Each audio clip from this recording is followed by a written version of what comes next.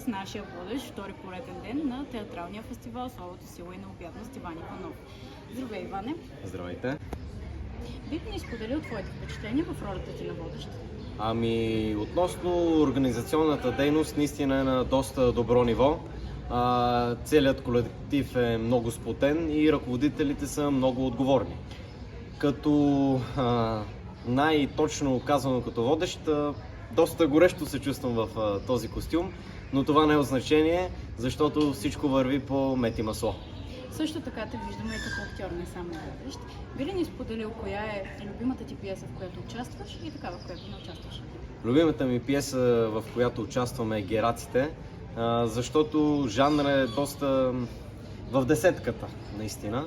Относно пиесите, в която не участвам, най-много ме впечатли Нощ в музей. Благодарим ти, Иван. И аз благодаря. Здравейте! Аз съм Евгений Янкулов от екипа на Kim News и днес сме тук с Александрина Тожарова, водеща на нашия фестивал.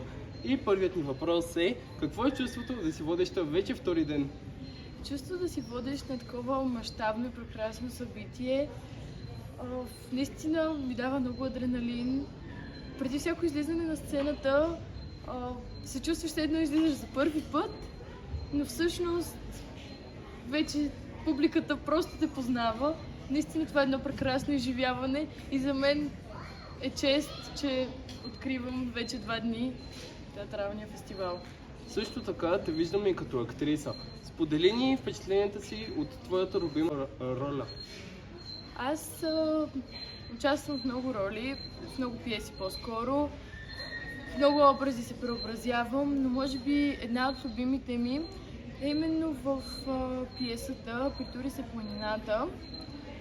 Там аз играя ролята на Калина, на която либето й умира. Наистина това е една от най-прекрасните роли и всеки път, когато я играя, дори на репетиция, не само на театралния фестивал, просто наистина се разплаквам от сърце. И последно ще споделиш ли няколко пожелания за нашите актьори?